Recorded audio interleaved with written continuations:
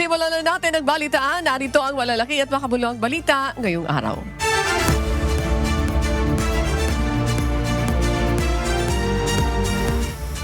Tiniyak ng ilang House leaders na pagkakaluban ng karampatang respeto sa isasagawang pagdinig ng House Infrastructure Committee hearing si Baguio City Mayor Benjamin Magalong na nagsisiwalat na mga katiwalian sa mga proyektong infrastruktura ng pamahalaan. Sa September 2, ang unang pagdinig ng Infrastructure Committee. Subalit unang tatalakayin ang issue sa mga proyektong ininspeksyon ni Pangulong Ferdinand Marcos Jr. sa probinsya ng Bulacan. Posibleng sa mga susunod pang pagdinig, iimbitahan ang Baguio City Mayor subalit binigyan diin ng mga kongresista na dapat manumpa ito sa gagawin niyang salaysay at makapaglatag ng mga ebidensya sa kanyang mga aligasyon. Lalo na tiginigit ng Baguio City Chief Executive na may mga kongresista o manong sangkot sa katiwalian sa mga proyektong ito. But again, the requirement for him to do this is first to do it under oath and particularly disclose the 67 lawmakers that he's saying that are contractors, and secondly, the list of lawmakers that he has na tumatanggap po ng 30 to 40% kickbacks, no? But if he will do this under oath, he will be afforded all the respect and dignity po sa pagpunta po sa isa pong komite po ng Kongreso. Nakausap ko na po si Congressman Terry dyan sapagkat siya ang tatawag ng investigasyon. Ang sabi niya sa akin maghintay lang siya. Maghintay lang siya. Aabot po tayo dyan sa ganyang investigasyon. Hataw Balita ngayon. Iimbitahan ng House Infrastructure Committee o Infracom ang isang dating Batangas congressman na sangkot umano sa maanumalyang proyekto sa kanilang distrito. Ito'y matapos kumpirmahin ni Batangas 1st District Representative Leandro Ligarda Libiste na ang pinalitan nito sa pwesto ang nasa likod umano ng mga anomalya sa infrastructure projects sa kanilang lugar. Ang tinutukoy na former congressman na nagsilbi sa distrito bago si Libiste ay si Eric Buhain. Mismong si DPWH Batangas 1st District Engineer Abelardo Calalo ang nagsabi umano kay Libiste na ang dating kongresista ang namimili ng mga kontratista para sa mga proyekto. Hindi naman sumasagot sa tawag at messages si dating Congressman Buhain kaugnay ng aligasyon laban sa kanya. Kung yung dating congressman, yung pinalitan nyo sa pwesto, ito po ba si Eric Buhain? Siya po ang aking pinalitan at siya at ang kaniyang kapamilya ay nakaupo na bilang kinatawan ng unang distrito ng Batangas sa mga 3 dekada na po. Kaya ang masasabi ko ay nakikita natin kultura na talaga sa Batangas 1st District Engineering Office ng DPWH ang ganitong kalakaran. Hataw Balita ngayon.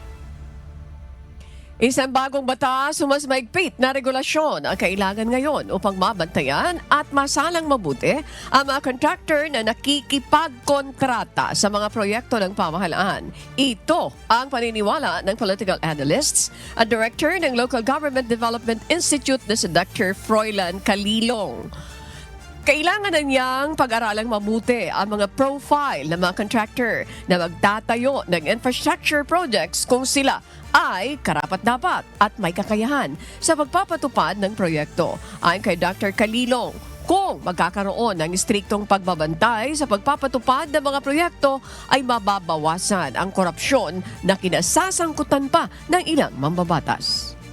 Definitely, kung magkakaroon tayo ng batas, no, patungkol dito, mas maganda yon, ano, para masiguro natin talaga na yung mga contractor na to hindi basta-basta lamang pera yung kanilang ginagamit na panggrasa, no, para makuha nila itong mga proyekto. Hataw Balita ngayon. Hinamon ni Manila 6th District Representative Benny Abante si Manila Mayor Isko Moreno Domagoso na unahin ang distrito nito sa gagawing investigasyon sa flood control project sa lungsod. Ayon sa alkalde, mahigit 200 flood control projects na nagkakahalaga ng 14 billion pesos ang ipinatupad sa Maynila at lahat ito'y walang permit mula sa lokal na pamahalaan. Kaya naman agad na ipinagutos nito ang inspeksyon sa lahat ng naturang proyekto.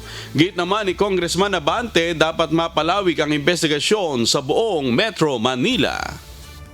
Suportahan ko yung sinabi ng Mayor ng Manila na papaimbestiga niya. I support that, no? Oo. Kung nais niya, unahan niya yung distrito ko. Hataw Balita ngayon. Isa sa mga magiging top priority ng Social Security System o SSS ay ang pagpapaigting ng cybersecurity upang maiwasan na mabiktima ng scam ang isang SSS member. Ayon kay SSS President at CEO Robert Joseph Declaro, patuloy din ang kanilang gagawing pagbibigay ng babala sa kanilang miyembro upang hindi mabiktima ng scam ang kanilang mga miyembro. Nito lamang August 15, mayroon isang ama na nabiktima ng scam kung saan tinawagan ito ng nagpakilalang taga-SSS at sinabi na mayroon ng update sa SSS app nito at hindi na nito kailangan pang pumila para makuha ang SSS Payment Reference Number o PRN. And rest assured that for 2026, as we embark on our digital transformation, cybersecurity is at the topmost importance in terms of yung systems na i-implement ho namin. Hataw Balita ngayon. Kinatigan ng National Police Commission o NAPOLCOM ang hiling ni Elakim Patidongan, kapatid ng whistleblower na si Julie Patidongan alias Totoy, na isailalim sa preventive suspension si dating Criminal Investigation and Detection Group o CIDG Director Romeo Macapas. Ayon kay NAPOLCOM Vice Chairman at Executive Officer COM Rafael Calinisan, layo nito na hindi maimpluwensyahan ni Macapas ang isinasagawa nilang investigasyon sa kaso ng missing sabungero. Si Brigadier General Macapas sinabing sasagutin na lamang niya sa NAPOLCOM ang ipinataw na preventive suspension. As far as the National Police Commission is concerned, they are preventively suspended. That means they should not be holding any unit. That means they should not be in a line unit. So they report to a holding unit for an admin holding unit kung saan dapat nandoon para hindi maka-impluwensya sa investigasyon. Hataw Balita ngayon. Sabay-sabay na bumisita ang magkakapatid na Duterte sa kanilang ama na si dating Pangulong Rodrigo Duterte na nakadetini sa International Criminal Court. Ayon kay Vice President Sara Duterte, ikinatuwa ito ng kanyang ama, lalo na at special request ito ng dating Pangulo sa kanyang mga anak. Umikot anya sa personal na buhay, pamilya at politika ang naging usapan nila sa loob ng ICC facility, ngunit wala anya silang pinag-usapan tungkol sa 2028 elections. Bukod dito, wala ring idinitalye si VP Duterte kaugnay ng nakatakdang confirmation of charges hearing ni FPRRD sa darating na September 23. Masaya siya. He's been informed of it since Friday of last week nung tatlo na kami ang bumisita at sinabihan na siya na ay nag-aantay na lang ng isa. And the Wednesday this week, meron kaming approved visit na kaming apat. So masaya siya na nakakausap niya kami. Hataw Balita ngayon. Sinimulan na ng Commission on Elections o COMELEC sa pamamagitan ng National Printing Office o NPO ang pag-iimprenta ng 2.2 milyon na balota para sa botohan sa Bangsamoro Autonomous Region in Muslim Mindanao o BARM. Target na matapos ang printing sa September 15 kasama na ang verification. Noong nakarang linggo ay pinagpaliban ng printing habang hinihintay ang batas na ipinasa ng parlamento. Samantala, susulat ang poll body kay Pangulo sa Kongreso at sa Korte Suprema upang ipaliwanag sa tatlong sangayon ng pamahalaan kung bakit hindi nila susundin ang batas ng BARM. Binigyang diin ng komisyon kung susundin nila ang Bangsamoro Autonomy matatapos ng Oktubre ay hindi pa may sasagawa ang eleksyon. Mabuti sana po kung yung batas ay naipasa last month. Pwede po sigurong masisi ang COMELEC. Last month pa yung batas Bakit hindi nyo ipinatupad? Subalit isang araw lang po ang pagitan nitong batas at yung aksyon ng komisyon. Kaya po again, because of talagang lack of material time, bakit naman po hindi namin ipapatupad kung kayang-kaya din lang? Hataw Balita ngayon. Tinanggal na ng China ang tugboat ng People's Liberation Army Navy sa Ayungin Shoal ayon sa Philippine Navy. Nabawasan na rin ang mga barko ng Chinese Coast Guard at Maritime Militia Vessel. Matatandaan, umabot sa 25 ang mga barko at iba pang Chinese vessel sa Ayungin noong isang linggo at dumami ang mga aktibidad nila sa Bahura. Sa ngayon, nasa 15 Maritime Militia Vessels, 2 rigid-hulled inflatable boats o RHEB at 2 China Coast Guard vessels na lamang ang naroroon. Gayunman, hindi magpapakampante ang Philippine Navy sa bagong paggalaw na ito ng China. Whatever the posturing of the other side, our troops will keep on maintaining the watch aboard ship. Number 2, the leadership will continue with their RORE. Number 3, there are contingency measures in place. Hataw Balita ngayon. Nailigtas ng Philippine Coast Guard Southern Tagalog ang nasa 119 na individual mula sa nasunog na passenger cargo vessel noong August 27. Ayon sa report ng PCG, galing ng Port of Aroroy, Masbate ang barko at padaong sa San Andres, Quezon nang mangyari ang sunog. Pag-aari ng KHO Shipping Lines ang barko. Agad na nagsagawa ng medical check-up sa mga nailigtas na pasahero ang Municipal Disaster Risk Reduction and Management Office o MDRRMO ng San Andres pagdaong ng barko. Inabisuhan na ang Maritime Industry Authority sa Region 4A para sa suspensyon ng passenger ship safety certificate at iniimbestigahan na rin ang insidente.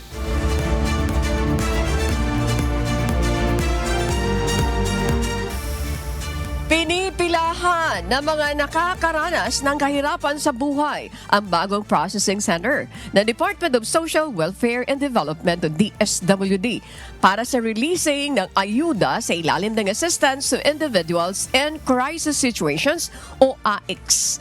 Mula sa Central Office ng DSWD sa Batasan, inilipat na ito sa Paragon Place sa Commonwealth Avenue sa Quezon City mula pa noong July 31. Ayon sa DSWD, karamihang na ipapamigay na tulong ay para sa medical, burial at transportation. Nasa 1,800 na individual ang pumipila dito araw-araw. Hataw Balita ngayon. Isinusulong ni Department of Education Secretary Sani Angara ang mas malawak na implementasyon ng Alternative Learning System o ALS. Ang ALS ang programa ng DepEd na nagbibigay ng non-formal education para sa mga out-of-school youth na hindi makapasok ng regular sa eskwelahan. Naniniwala ang kalihim na mahalaga ang upskilling at nakakatulong ang ALS dito. Suportado rin ang kalihim ang pagkumpleto sa mga special education o SPED facilities at pagpapalakas ng disaster resilience na pagkatuto. Hataw Balita ngayon. Hindi lamang dapat iasa sa Department of Public Works and Highways o DPWH ang pagtatayo ng mga classroom sa bansa. Ayon sa Education Secretary Sani Angara, upang mas mapabilis ang pagtugon sa kakulangan ng mga silid-aralan, inilalapit na nila sa Kongreso na dapat mabigyan ng pondo para rito ang mismong lokal na pamahalaan o LGUs.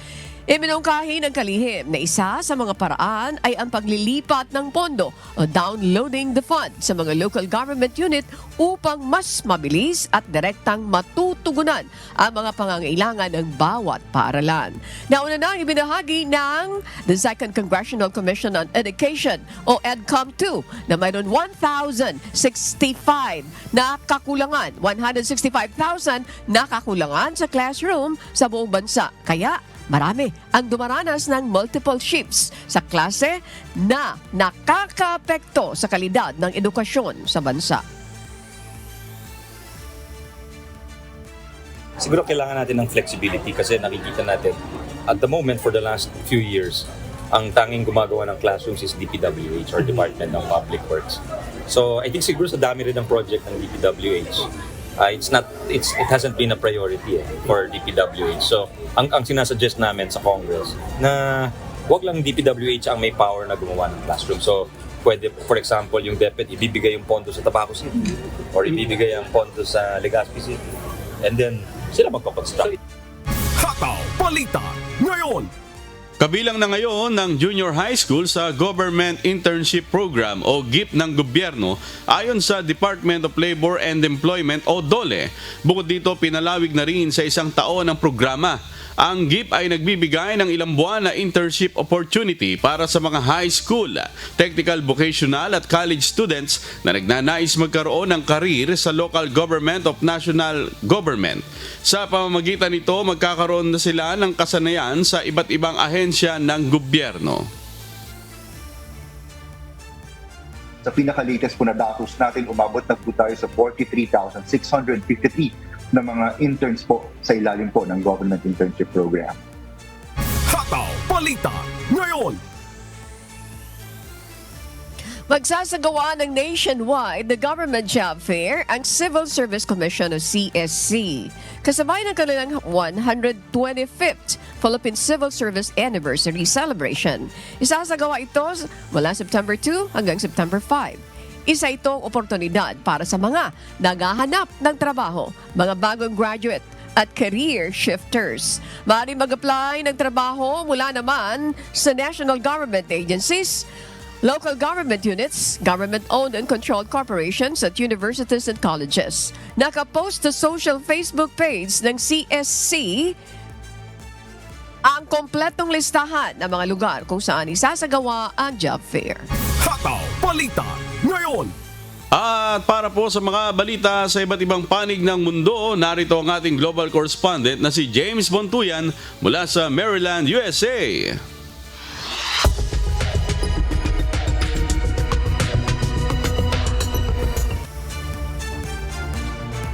Para sa ating mga kababayan sa buong mundo, iminungkahi ng Department of Homeland Security ang isang bagong patakaran na maglilimita sa panahon ng pananatili ng mga dayuhang estudyante sa Estados Unidos. Ito ang umahataw na balita ni Noel Poliarco.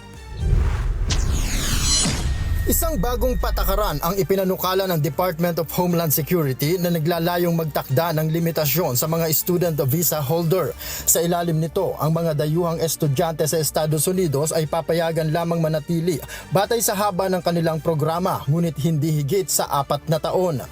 Ito ay malaking pagbabago sa kasalukuyang sistema kung saan pinapayagan silang manatili hanggat sila'y enrolled bilang full-time student.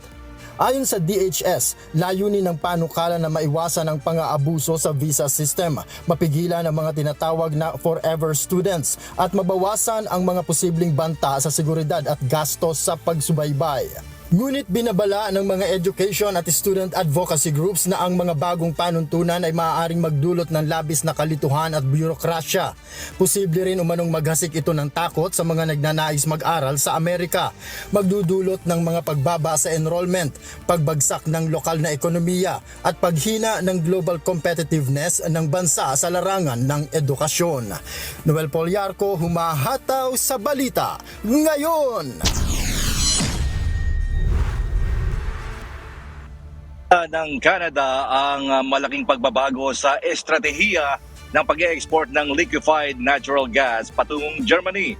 Ito ay bilang tugon sa lumalaking pangangailangan ng enerhiya sa Europa at sa nagbabagong geopolitical na sitwasyon. Ito ang umahataw na balita ni Jenny Rico. Malaking pagbabago ang naganap sa energy strategy ng Canada matapos i-anunsyo ang pag-export ng liquefied natural gas o LNG patungong Germany. Ayon kay Natural Resources Minister Tim Hudson, may interes na ang mga German company sa Canadian LNG. Isang malinaw na pagbaliktad sa naunang paninindigan ni dating Prime Minister Justin Trudeau na walang negosyong pwede dito. Binigyan diin ni Hudson na malaki na ang nagbago sa energy landscape mula nang sakupin ng Russia ang Ukraine na nagdulot ng pinakamabigat na krisis enerhiya sa Europa sa nakaraang mga dekada.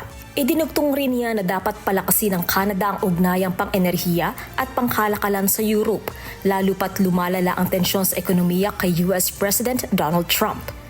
Bilang bahagi ng bagong direksyon, maglulunsad ang pamahalaan ng isang Major Projects Office upang pabilisin ang pag-aproba sa malalaking infrastructure projects gaya ng LNG export terminals at port expansions. Ngunit binatikos naman ito ng mga kritiko, kabilang ni si Conservative leader Pierre Poilievre na nagsabing paulit-ulit lamang na delay at walang konkretong hakbang ang pamahalaan ni Prime Minister Mark Carney. Gayunman, ayon sa mga policy experts, maaaring magbukas ito ng malaking investments kung matutupad ang mga itinakdang timeline. Jen Rico, humahataw sa balita ngayon.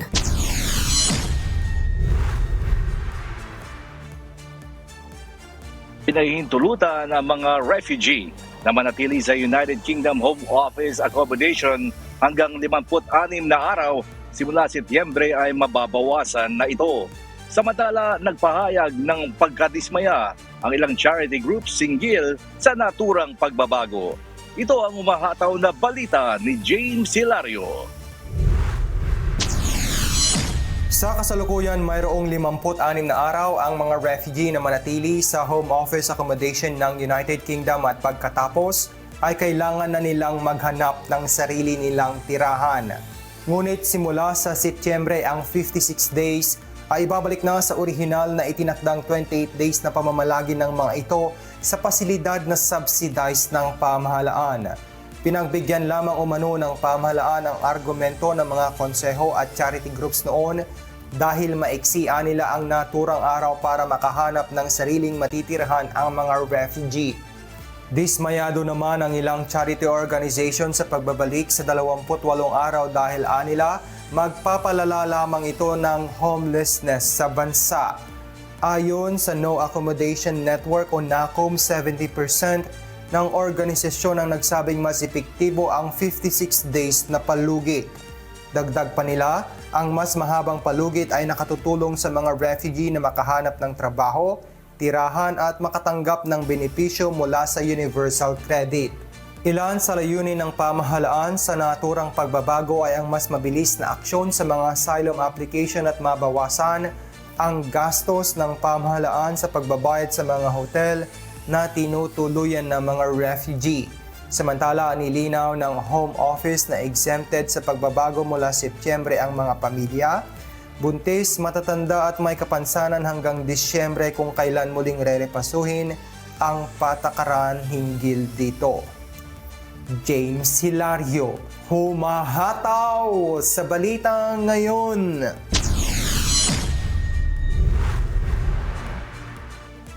Nga puspusang paghahanda para sa isa sa pinakamahalagang pambansang selebrasyon, nagtipon ang malaking bilang ng mga sundalo sa kabisera ng Vietnam.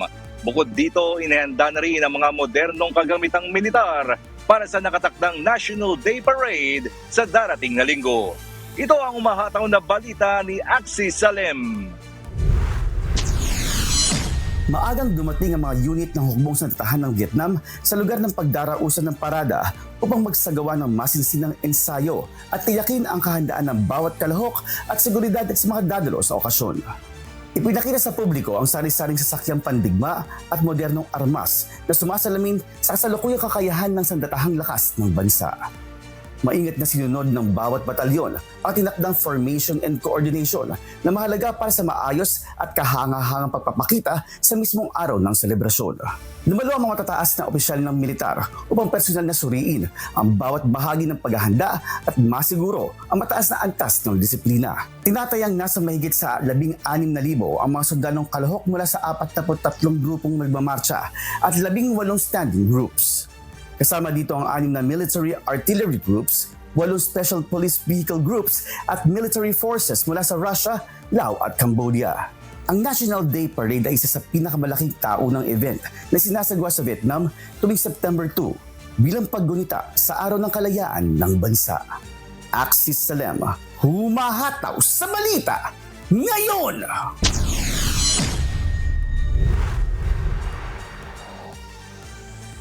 Lang muna kay Brad Ruben and Sis Josephine Navarro at syempre kay Kuya Daniel at kay Ate Arlene. At yan po mga kababayan ang mga balita mula sa iba't ibang panig ng mundo mula dito sa Baltimore, Maryland, USA. Ako si James Bontuyan. Magandang araw po and happy Friday to everyone.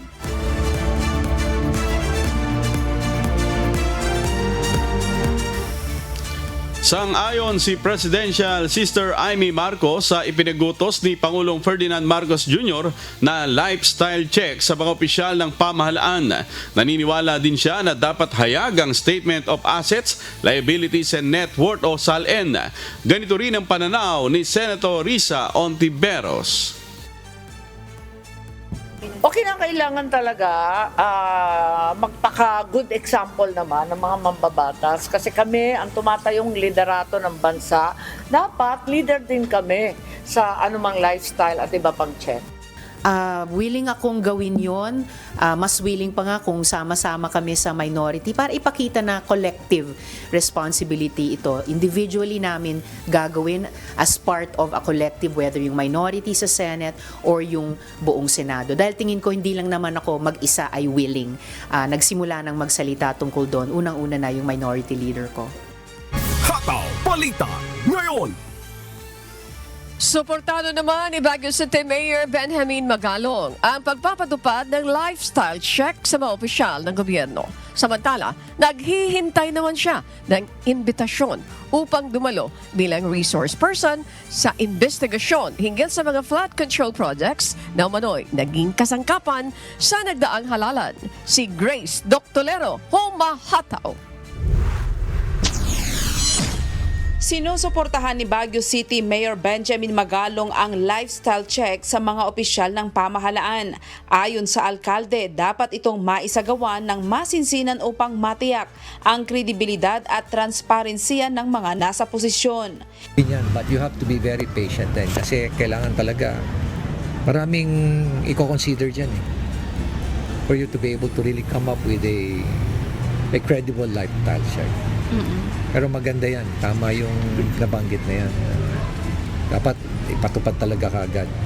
Minigyang diin ni Magalong na kailangan ang malawakang intelligence gathering upang makabuo ng konkretong batayan sa mga investigasyon. Kailangan din na magkaroon din tayo ng intelligence. Gather intelligence para malaman natin, para to substantiate yung ganong hinala. Malaki yun. Pwede kasi marami akong nakuhang mga dokumento at pictures ng mga flood control project niya sa La Union. Nakita ko yun. At ito'y naisubmit na namin sa portal ni Pangulo. Aniya, mahalagang gamiting gabay ang mga ebidensya sa pagtukoy ng mga irregularidad at pagbuo ng mga rekomendasyon para sa mas mahigpit na pamamahala ng mga proyekto. Nauna na rin umanong nagsumiti ang kanyang grupo ng mga larawan at dokumento kabilang ang drone shots ng mga proyekto sa La Union sa Malacanang. Gayunman nilinaw ni Magalong na hindi pa siya naimbitahan ng Kongreso bilang resource person. Hihintay lang ako kung ipadala nila yung kanilang invitation. Tatuhin nila ako resource person. Hindi po ako akusado. Kaugnay nito'y giniit ng mayor na ang pagpili ng mga kasama sa mga pagpupulong ay nakadepende sa presidential management staff at hindi sa kanya. Samantala patuloy naman ang pagdami ng mga nag-a-apply sa kilusang Mayors for Good Governance na itinatag ni Magalong. Nagulat kami nito for the past 2 weeks. Sipin mo mga 300 kagad ang nag-a-apply for good governance, for membership sa good governance. Ibig sabihin, gumaganda na yung about the awareness, and many mayors are probably convinced that this is actually the right way to govern. Pinuri rin ng alkalde ang pagbabago sa pananaw ng maraming opisyal hinggil sa kahalagahan ng good governance na dati hindi pinapansin. Iginit niya na malaking hakbang ang pagtitipon ng mga ebidensya laban sa mga irregularidad kasabay ng pagpapatibay ng panawagan para sa transparent at malinis na pamahalaan. Sa ngayon, nananatiling handa si Mayor Magalong na humarap at maglahad ng kanyang ebidensya sa oras na siya'y ipatawag ng mga mambabatas para sa pagdinig hinggil sa flood control projects. Grace Doctolero, humahataw sa balita ngayon.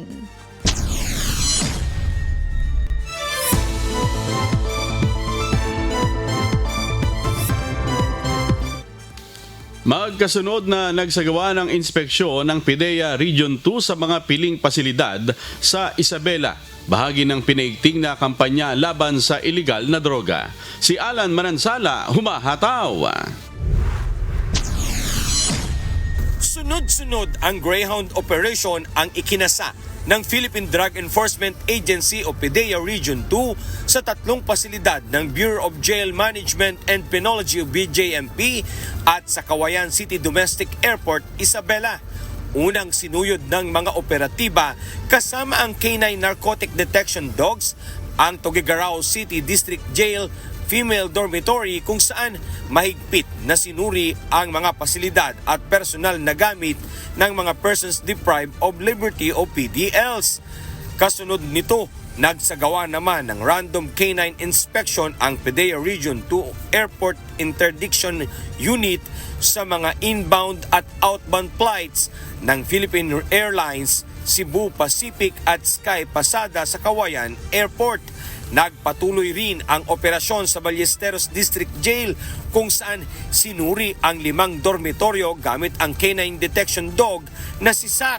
Naging matagumpay ang lahat ng operasyon at walang nakuhang kontrabando. Ayon sa PIDEA Region 2, bahagi ito ng pinaigting na kampanya laban sa iligal na droga upang matiyak na ligtas ang mga piitan at paliparan sa Cagayan Valley. Alan Manansala, humahataw sa balita ngayon.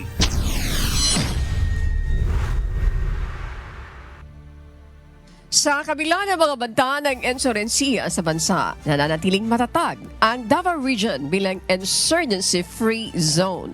Malaking bagay dito ang operasyon ng militar at kooperasyon ng mga lokal na pamahalaan at local chief executives. Si Gladys Tuabe, humahataw.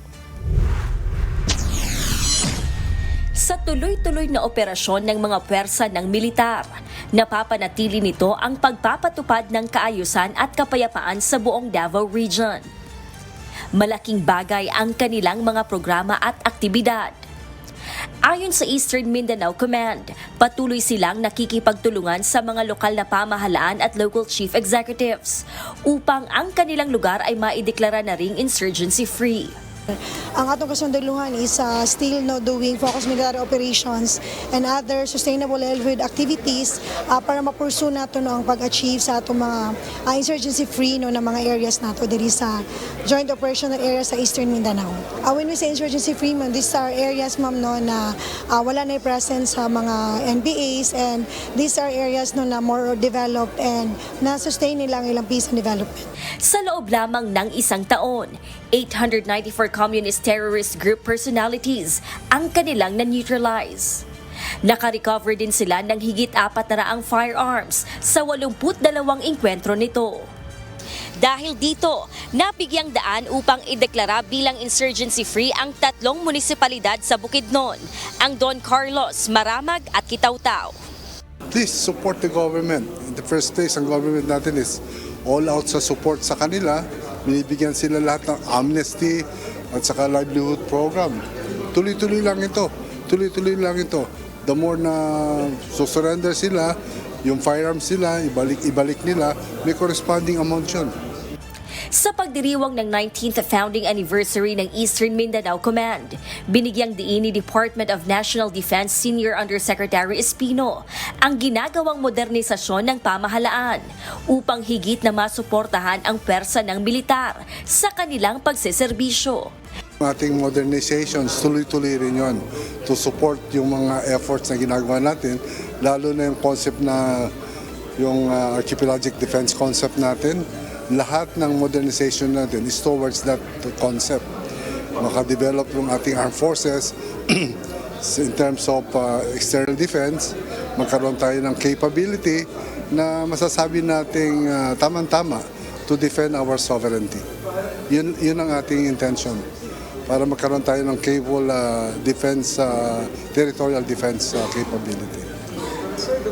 Layunin nitong mapalakas ang kakayahan at kanilang abilidad upang masiguro ang kaligtasan ng bansa at madepensahan mula sa anumang banta. Gladys Tuabi, humahataw sa balita ngayon. Inilunsad ng Department of Education o DepEd ang EduCahon Program School Kits na magagamit ng mga mag-aaral sa panahon ng kalamidad sa Bicol Region. Si Jerry Galicia, humahataw. 4 na eskwelahan na kalimitang naapektuhan sa tuwing tumatama ang kalamidad ang tinukoy ng Department of Education o DepEd sa Bicol Region. Ito ay ang mga paaralan ng Tabaco National High School, Mayon Integrated School, Magapo Elementary School at San Miguel High School sa lalawigan ng Albay. Bunsod nito, inilunsad ng DepEd ang programang EduCahon sa Tabaco National High School sa Tabaco City kahapon. Magagamit ng mga mag-aaral ang school kits sa panahon ng pagtama ng kalamidad sa kanilang eskwelahan. Naglalaman ito ng lighting, chargers, maging ang mga learning materials, whiteboard, pens, papel, first aid kits, laptops at communication devices. Pinangunahan naman ni DepEd Secretary Sani Angara ang isinagawang paglulunsad ng EduCahon program sa Tabaco City bilang pilot area na kalimitang tinatamaan ng kalamidad. Jerry Galicia, humahataw sa balita ngayon.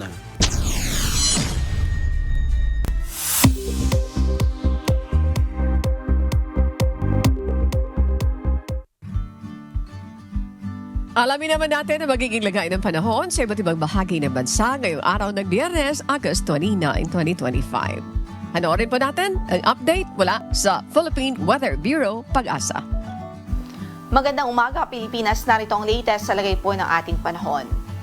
Magiging maulan pa rin sa malaking bahagi ng bansa dahil sa trafo extension ng bagyo na nasa labas ng ating area of responsibility. Ito po yung tropical depression na dating si Bagyong Jacinto na kahapon ay lumabas din ho ng ating area of responsibility. Gayunpaman, kahit nasa labas na po ito, yung kanyang trough o yung buntot ay nagdudulot pa rin ng pagulan sa ilang bahagi ng northern at central Luzon.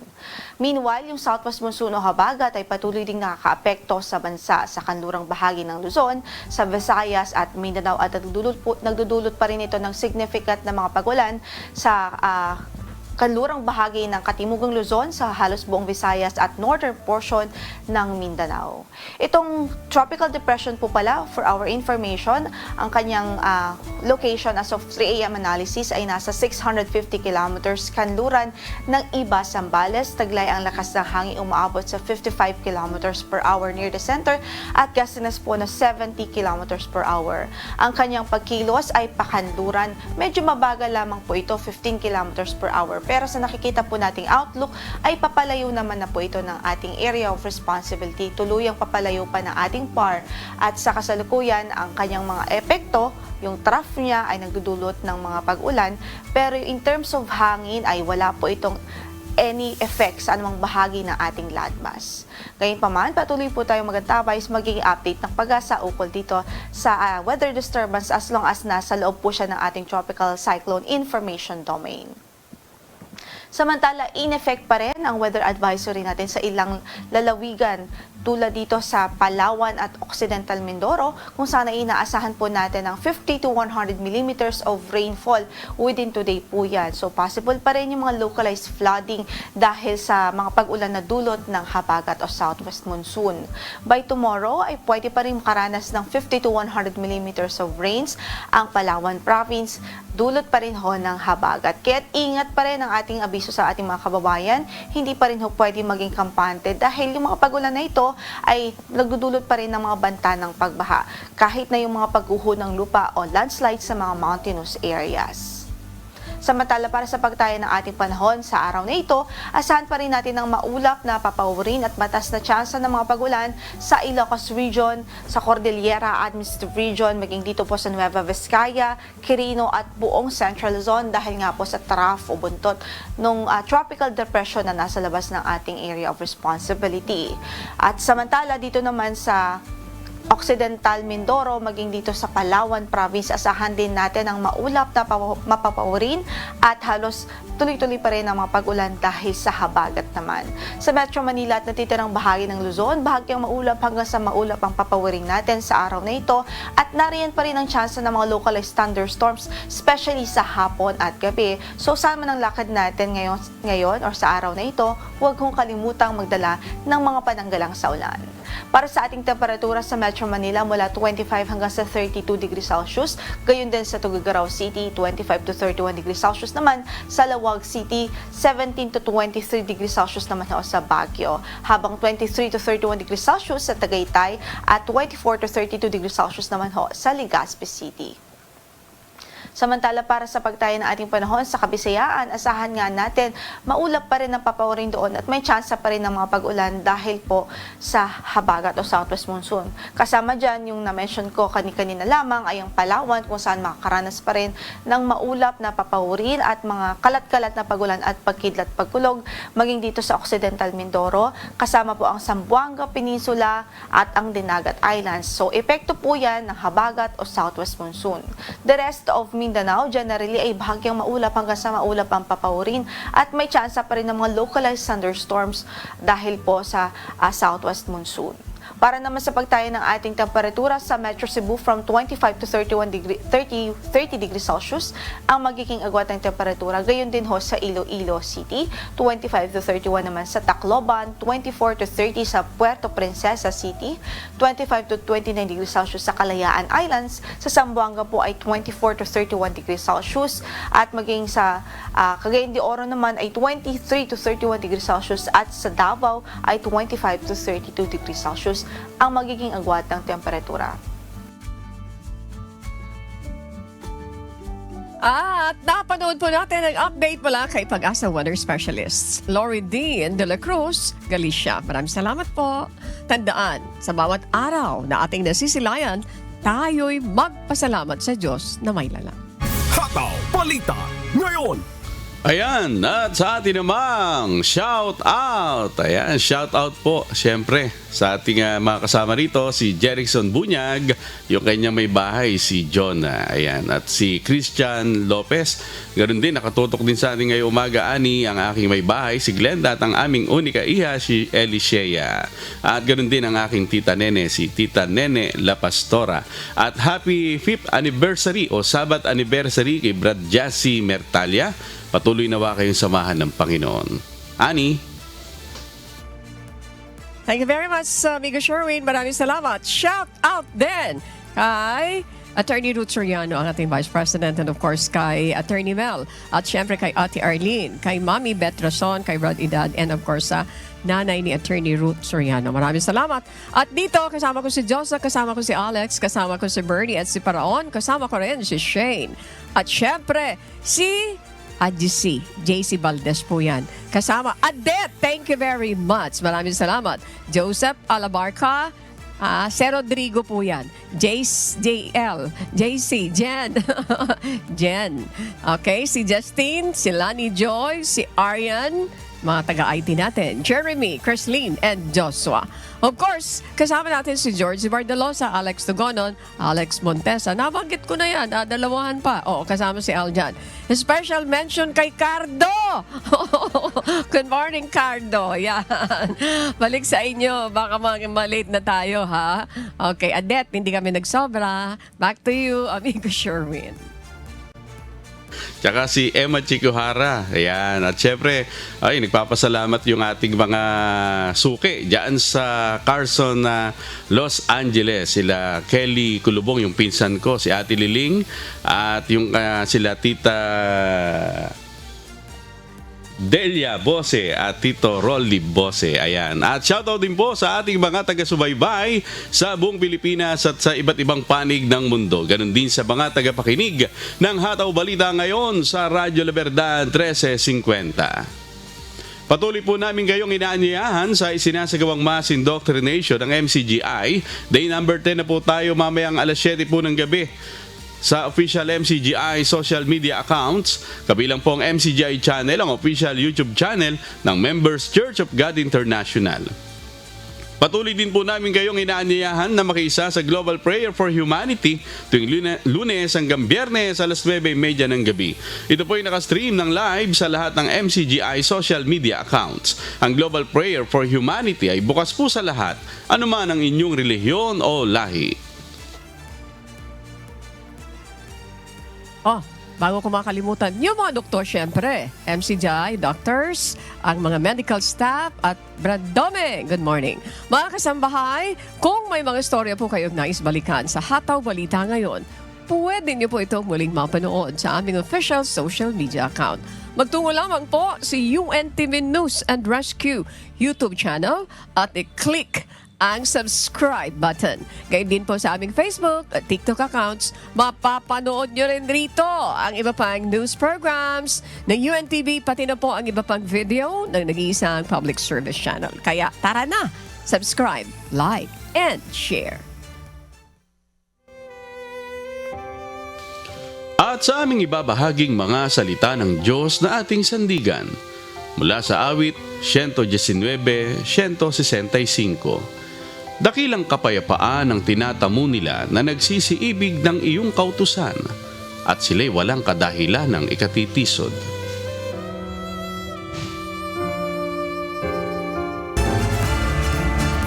Habol ko pala, Ani, yung mga kapatid natin dyan sa lokal ng Pinalad sa Pasig City at sa lokal ng San Joaquin. Ayan.